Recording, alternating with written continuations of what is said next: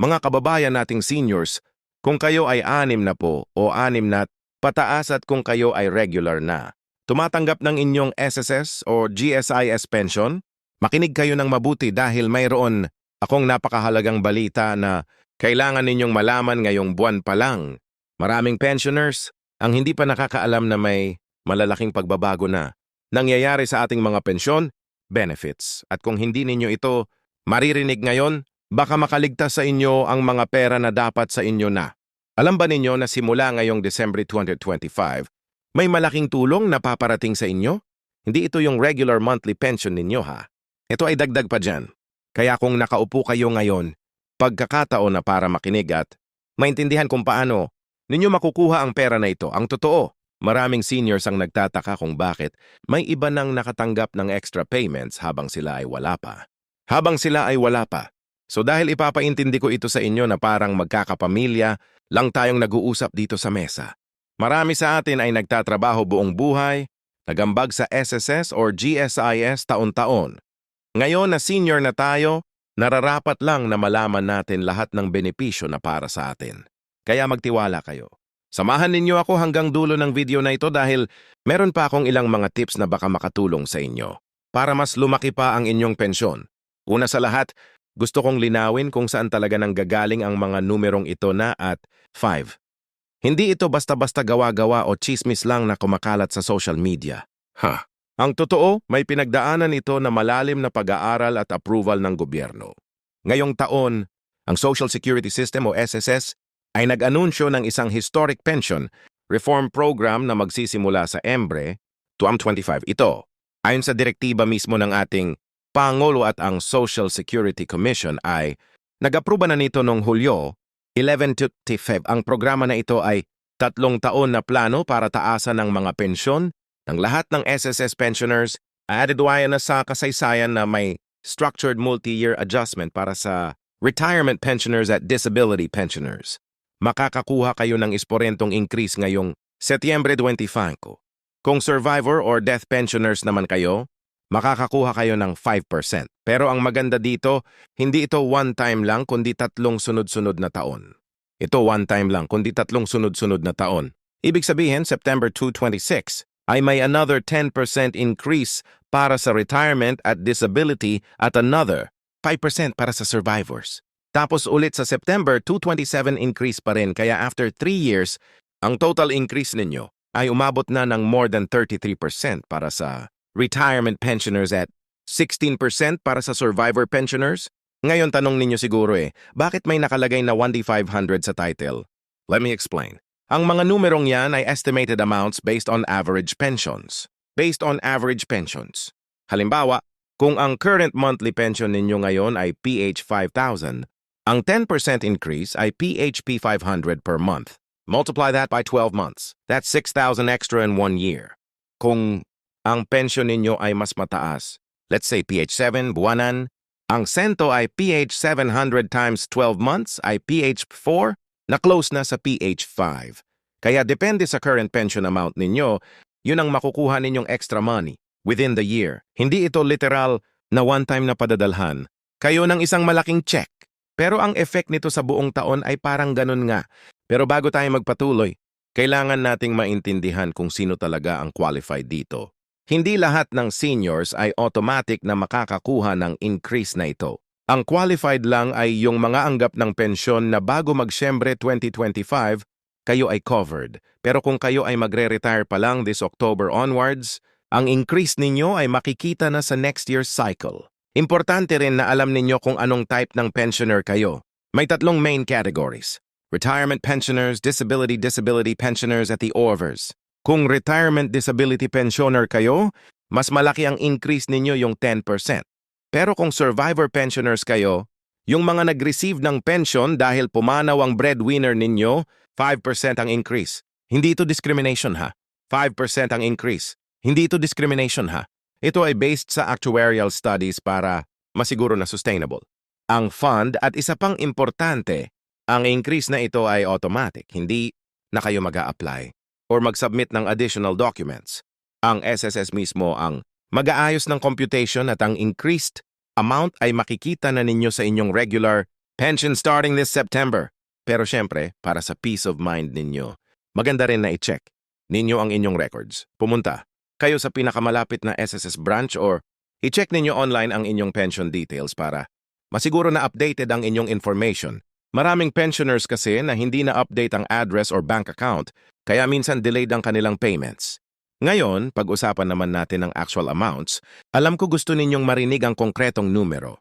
Ninyong marinig ang konkretong numero kung ang current pension ninyo ay minimum na usually ay around 2,000 hanggang for 3,000 kada buwan. Ang isporong increase ay 200 hanggang for 300 kada buwan. Mukhang maliit lang pero in 1 year that's 2,400 to 3,600 extra. Pero kung ang pension ninyo ay nasa medium range, let's say PH 5,000 hanggang PH 1,000, ang sento ay 500 hanggang 700 kada buwan o 6,000 hanggang 8,400 in 1 year. Yan yung range na nakikita natin sa title. Let's say SAP 1 bongo or more than a month. The increase is PH or more than the meaning of PHBO that is extra for 1 year. For GSIS, the system is different. GSIS is for government employees, and their pension computation is still based on ang own rules and actuarial studies. As of now, wala pang official announcement ng GSIS na may similar increase para sa kanilang pensioners. Pero based sa trend at sa historical data, usually kapag may increase ang SSS, sumusunod din ang GSIS within a few months. Kaya kung GSIS pensioner kayo, magabang kayo ng announcement from GSIS within a few months. Kaya kung GSIS pensioner kayo, magabang kayo ng announcement from GSIS mismo. Pero importante, kung kayo ay may both SS and GSIS pensions because you worked both in private and public sectors, pwede kayong makatanggap ng separate increases from both basta completed the required contributions. Sa bawat sistema at hindi overlapping ang periods ninyo. Ito ay isang malaking advantage para sa mga taong nag-shift from private to government or vice versa during their working years. Pagdating naman sa schedule ng payout, ito ay very straightforward. Ang SSS ay usually naglalabas ng monthly pensions every 10th of the month, pero dahil may adjustment ngayong September na may slight delay ng ilang araw habang ina-adjust nila ang sistema, huwag magpanik kung medyo late ng isa or 2 araw ang September pension ninyo. Yan ay dahil ina-update nila ang amounts. Pero starting October onwards, balik na sa normal schedule. Pero with the new higher amount na para sa payment methods, kung direct deposit kayo sa bank account, automatic na ang increase. Kung card-based, like ATM card from partner banks ng SSS, automatic din. Pero kung cash pick-up kayo sa SSS branches or sa bayad centers, meron ding automatic adjustment. Pero kailangan ninyo pa rin pumunta personally para kunin. At isa pang reminder, kung hindi pa kayo naka-enroll sa online payment or direct deposit, ngayon na ang best time para gawin yan. Mas convenient, mas secure, at mas mabilis. Mas convenient, mas secure, at mas mabilis.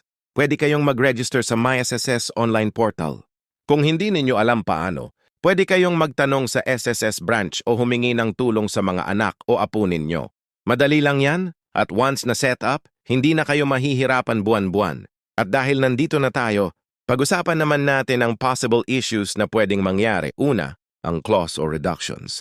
May mga pensioners kasi na may outstanding loans sa SSS, like salary loans or calamity loans na hindi pa fully paid. Kung yan ang case, possible na may automatic deduction sa inyong increased pension para sa loan payment. Pero ang maganda ang increase na ito ay hindi naman nakaka-affect sa inyong ability to pay kasi tumataas naman ang take-home ninyo overall. Pangalawa, ang tax implications. Maraming seniors ang nagtatanong, taxable ba ang pension increase? Ang sagot, generally, ang SSS pensions ay exempted from income tax under Philippine tax laws. Pero kung meron kayong other sources of income na malaki, possible na yung combined income ninyo ay mag-exceed sa exemption threshold. Pero para sa karamihan ng pensioners na pension lang ang income, wala kayong dapat ipag-alala sa tax. Pangatlo, ang unclaimed benefits. May mga pensioners na may unclaimed benefits dahil hindi na-update ang kanilang records or nawala ang contact information. Kung alam ninyo na may ganito kayong situation, pumunta kayo sa SSS as soon as possible at i-claim ninyo yan. Maraming pera na nakaabang sa SSS na hindi na ibibigay dahil lang sa outdated records. Ayaw naman nating masayang ang pera na yan. Ngayon, gusto ko rin bigyan kayo ng practical tips para ma-maximize ang pension increase ninyo.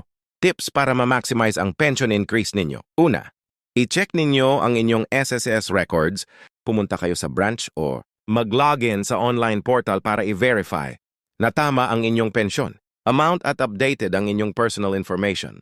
Pangalawa, kung mayon kayong dependents na eligible for additional benefits like minor children or dependent spouse. Siguraduhing declared sila sa SSS para makakuha kayo ng dagdag na allowance. Pangatlo, kung kayo ay may health conditions at qualify for disability, benefits on top of your retirement pension, i-explore ninyo yan. Maraming pensioners ang hindi alam na may additional benefits pa sila na pwede nilang i-claim. Pangapat, mag-plan kayo kung paano ninyo gagamitin ang extra money. Tayo naman ay deserve mag-enjoy. Pero maganda rin na may portion na i-save or i-invest para sa emergency needs. Maraming seniors ang nag-invest sa small businesses o naglalagay sa cooperative savings na may dividends. Panglima, i-update ninyo ang inyong beneficiaries. Kung may mga anak o apo kayong dapat maging recipients in case something happens to you, siguraduhin updated ang inyong SSS records. Ito ay para sa peace of mind ninyo at ng inyong pamilya. At para sa mga GSIS pensioners, kahit wala pang official announcement, magandang mag-prepare na rin kayo. I-check ninyo ang inyong GSES records at siguraduhin updated ang inyong contact details. Kapag may announcement na, kayo ay magiging una sa makakaalam, and kung kayo ay may both SSS at GSIS, doble ang dapat ninyong bantayan. Pero huwag mag-alala kasi ang bawat sistema ay independent. So ang increase sa SSS ay hindi nakakaapekto sa GSIS pension ninyo at vice versa. Basta sigurado lang na separate ang contributions ninyo at walang overlapping periods. Ang overlapping periods, at isa pang tip, kung kayo ay may mga kaibigan o kamag-anak na pensioners din, i-share ninyo sa kanila ang information na ito. Maraming seniors kasi na hindi na access sa internet o sa social media, kaya sila ay hindi updated sa mga ganitong announcements. Tayo-tayo lang ang magtutulungan para lahat ay makakuha ng dapat sa kanila. Pag-usapan din natin ang long-term implications ng pension reform na ito. Ang SSS ay nag-announce na ang program na ito ay hindi mag-require ng increase sa contributions. Ibig sabihin, hindi tataasan ng monthly contributions ng current workers para punduhan ang increase na ito. Ang actuarial studies ay nagsasabing sustainable ang fund at ang fund life ay manageable pa rin hanggang 24 mula sa previous projection na 253. Ano ibig sabihin nito? Ibig sabihin, kahit may increase sa pensions ang SSS fund, ay stable pa rin at hindi nanganganib na maubos. Iwas dahil sa improved collection efforts at tatsatsiya ay sa expansion ng coverage. Mas maraming tao ang nag-aambag ngayon kumpara noon kaya ang fund ay lumalaki din. And para sa atin na pensioners, ito ay good news kasi ibig sabihin, yung increase na ito ay hindi temporary or one-time lang. Ito ay long-term adjustment na makaka-affect sa atin for many years to come. At dahil 3 taon ang implementation by 2.27, ang total increase ninyo by PH27, yan ay magiging around 6 na at PHP 50. Kung ngayon yan ay magiging around at malaki ang difference at ito ay makakatulong talaga sa ating daily expenses lalo na sa panahon ng inflation. At dahil nandito na tayo sa topic ng inflation, pag-usapan din natin yan. Alam nating lahat na tumataas ang presyo ng bilihin, ng gamot, ng kuryente, ng tubig. Ang pension increase na ito ay partly designed to help us recover from inflation. Ang SSS mismo ay nag-state na ang program ay guided by the principle of recovering from inflation to protect our purchasing power. Ibig sabihin, hindi lang basta increase, kundi tulong para makasabay tayo sa pagtaas ng presyo. Pero syempre, alam din natin na hindi pa rin sapat ang pensyon para sa lahat ng needs natin. Kaya importante pa rin na mag-bud na ito ay namahal na.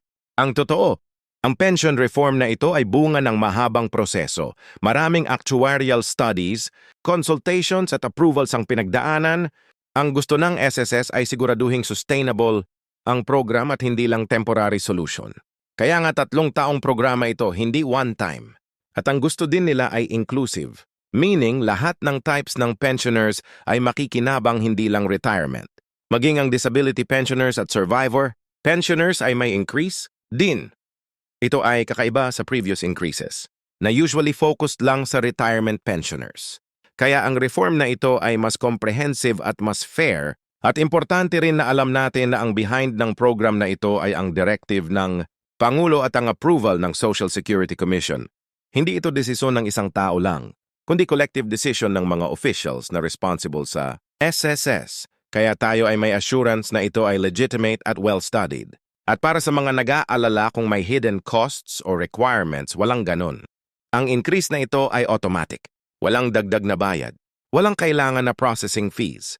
Kung may lumapit sa inyo na nag-aalok na tumulong, kunin ang increase ninyo directly ang SSS, hotline or pumunta sa branch para mag-verify. At kung kayo ay may natatanggap na suspicious calls or messages na nagkiklaim na from SSS, report ninyo yan immediately.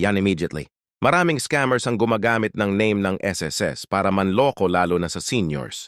Kaya mag-ingat at always verify.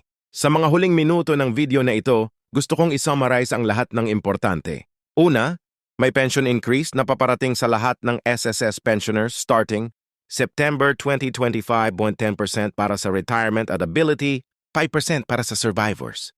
Ito ay automatic, walang kailangan na application.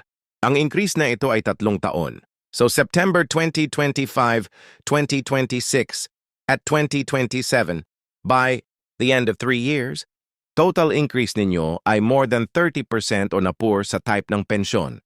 Pangatlo, estimated amounts ay $6,000 hanggang $500 extra per year depende sa current pension ninyo. Pangapat, walang tax implications para sa karamihan at walang contribution increase na required. Panglima, i-update ninyo ang inyong SSS records at siguraduhin tama ang contact information ninyo. At pang-anim, mag-ingat sa scammers at huwag magbayad ng any fees para sa increase. Mga kababayan, ito ay isang malaking pagbabago para sa ating lahat. After years of waiting, narito na ang substantial increase na deserve natin. Pero hindi ito dahil lang sa swerte. Ito ay dahil sa collective effort ng government at ng SS to improve our lives. Kaya gamitin natin ng maayos ang dagdag na ito, i-budget natin, i-save ang portion, at i-enjoy din natin.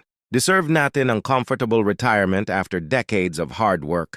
At huwag natin kalimutan na tayo ay magtutulungan. Kung may kilala kayong seniors na hindi aware sa information na ito, i-share ninyo.